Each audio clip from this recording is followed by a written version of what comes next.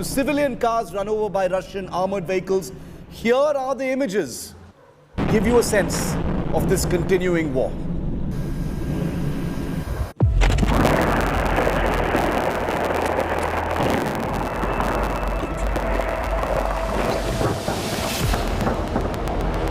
An unsparing attack.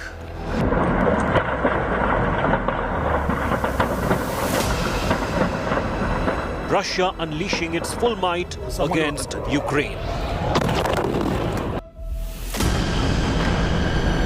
The brutality of the punishing strike evident from these hair-raising images.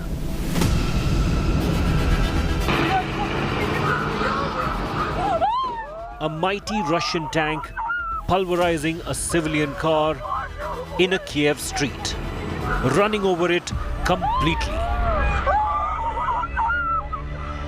The images shows the tank swerving and moving down the car in an apparently unprovoked attack. The woman shooting the video, probably from an apartment complex, is heard crying out in horror as the tank completely crushes the car. To everyone's relief, the driver survived the attack.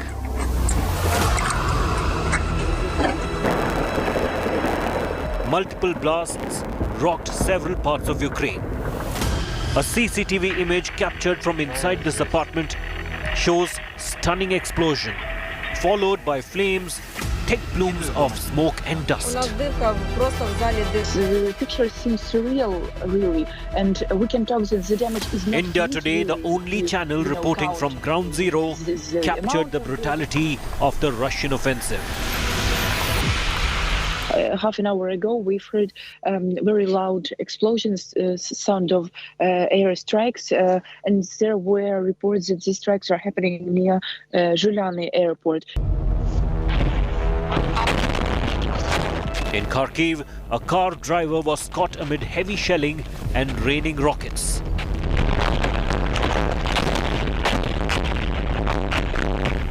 The drive turned into a nightmare when the driver struggled to steer the car. The horrifying attack, showing the landing rockets, was caught in all its excruciating details in the dashcam video.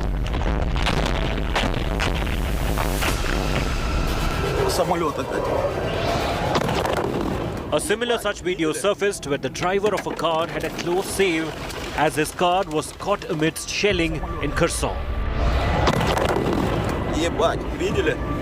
Several war machines entered the battleground, rumbling towards different parts of Ukraine.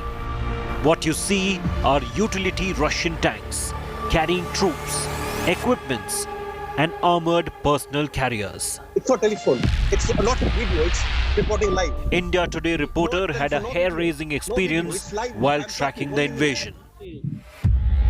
I'm sorry, I've been interrupted by Ukrainian police. I'm telling them I'm not recording any video. It's just live TV. It's not recording. Okay?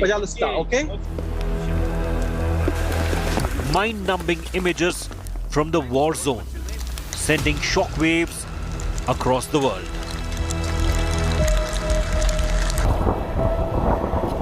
With Rajesh Pawar in Mariupol and Maria in Kyiv, Bureau Report, India Today. The overnight images of Kyiv are not inspiring any confidence that Putin's invasion is slowing down. That's the big takeaway from what's happening at this point of time. From an oil depot on fire to residential buildings continuing to be targeted, to the night sky completely lit up by explosions from missiles, bombs, standoff cruise missiles apparently also being used at this point of time. This is what the night over Kyiv and other cities is actually looking like. It is becoming increasingly clear that the Russian invasion basically involves a lot of fire attacks during the night and then land forces moving in during the day.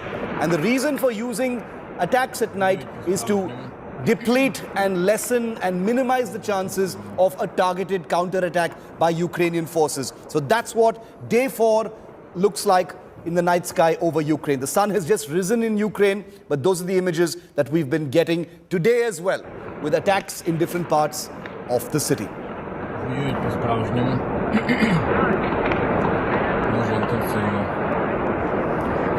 I quickly want to bring you an update on Indian students as well. Many people worried about the thousands of students who are still stranded in Ukraine and who are trying to make their way out. Let's quickly bring you an update on that. Finally, a sigh of relief for some Indian students stranded in and around Ukraine. The third flight of Operation Ganga, that's what India is calling it, carrying 240 Indian nationals from Hungary, reached Delhi this morning. The second flight that was carrying 250 students landed at Delhi airport during the wee hours today. Civil Aviation Minister Jyotiraditya Scindia welcomed the evacuees at the airport by handing out roses to them. Well, the first batch of Indian stranded students reached the Mumbai airport Saturday evening. The evacuated students received a warm welcome from Union Minister Piyush Goyal and their family members. Maharashtra's Cabinet Minister Anil Parab and Mumbai Mayor Kishori Pednekar were also present to welcome the students. Most who reached Mumbai were from the western part of Ukraine, which is closer to the Romanian border. India has activated Operation Ganga to ensure its stranded citizens travel by road from Kyiv to the safety of Romania before being flown home on board a special flight.